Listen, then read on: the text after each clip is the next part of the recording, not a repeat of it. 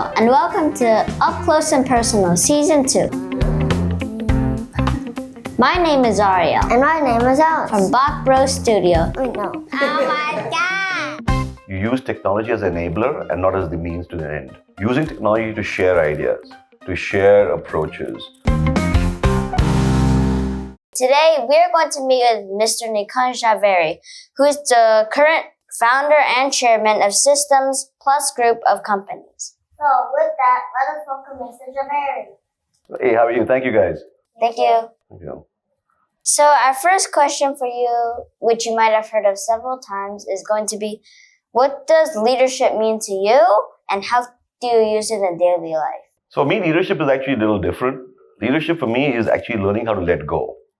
When I say letting go, is creating a team below you who is empowered enough to actually do the work they're meant to do, and you not having to worry about how they're doing it. So watching over it for a bit, ensuring that they can do it well, and then moving away and letting them run with it.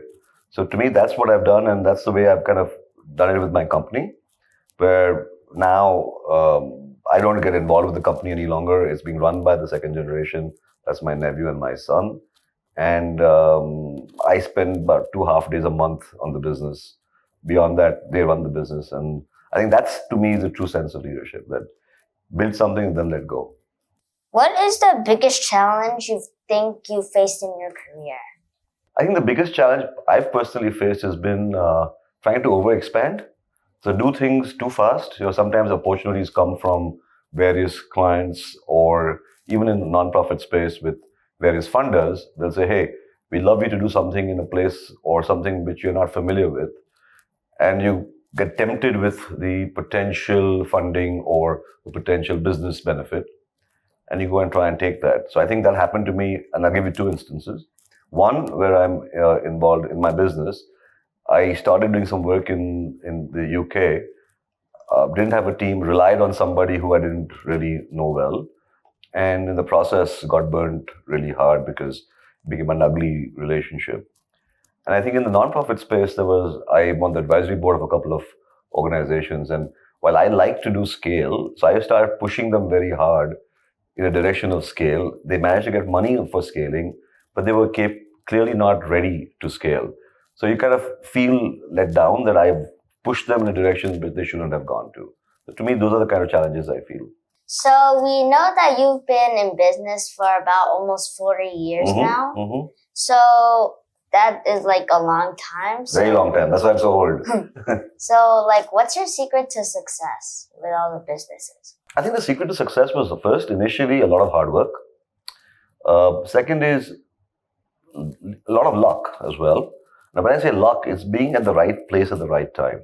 And a lot of us can get lucky with various things. But then taking that fortune, that good luck, and converting that and pouncing on that opportunity.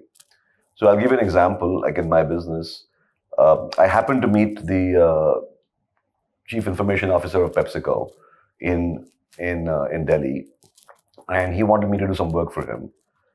I could have said no because he wasn't paying me for 6 months. And he said, I can't afford you right now because I don't have the budget for it. I yet decided to go ahead and do it. And that resulted in me taking over as the chief information officer for PepsiCo for 6 years.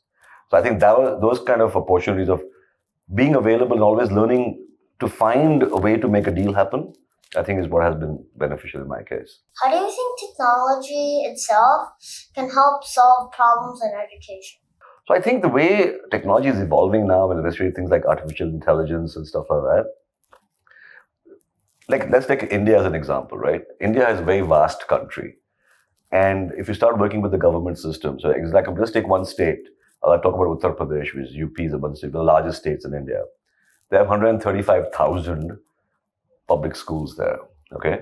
Now, how do you reach out to them? How do you ensure you can give them the training? How do you ensure you can actually monitor what they're doing and help them be successful? How do you give them lesson plans?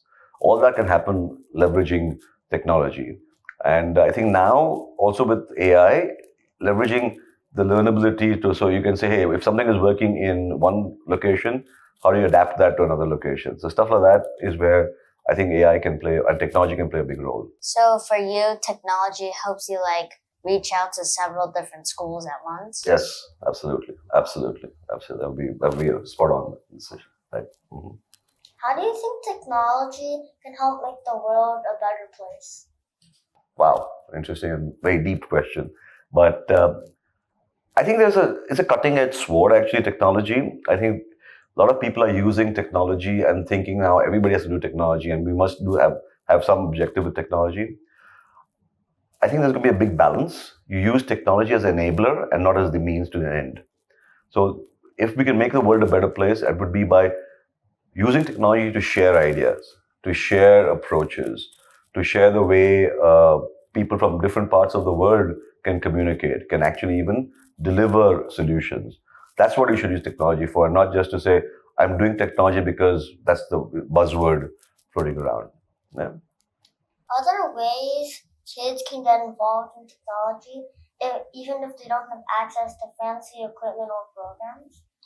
Of course, I think nowadays most kids have access to some form of a laptop, mobile phones, iPads, or Android devices. And there's so much technology available and powered in that, even a watch, okay? But the kids may not have access to a watch that easily, but definitely all types of devices. And those devices have a lot of power, so you can actually leverage that to share information to AI models about how children think. So I'll give an example. Imagine somebody in a village, and people don't have context of that village and how the children are feeling about a particular lesson plan. Now, if they leverage AI to say, hey, here are the things which need to change. This is what needs to be done differently, because they're the final beneficiaries of any form of education, right? You guys are the ones who get educated. We are the ones who try and teach and think we know how to teach, but we don't. But imagine that being used using technology to improve the kind of lessons for kids and how they get them more interested with that. So that's how I would utilize kids' knowledge and leverage of technology. Thank you so much, and we loved having this fascinating conversation with you. And I loved being interviewed by the two of you. It's something very different and I enjoyed it. Thank you so much. Thank you for your time, guys. Thank you for Appreciate your time. It. God bless. Bye-bye. Well, that's it for this episode of Up Close and Personal Season 2. All of Mr. Jhaveri's work is very impactful because he helps all students in public schools all over India get a good education. Thank you for watching this video and stay tuned for upcoming episodes. Bye!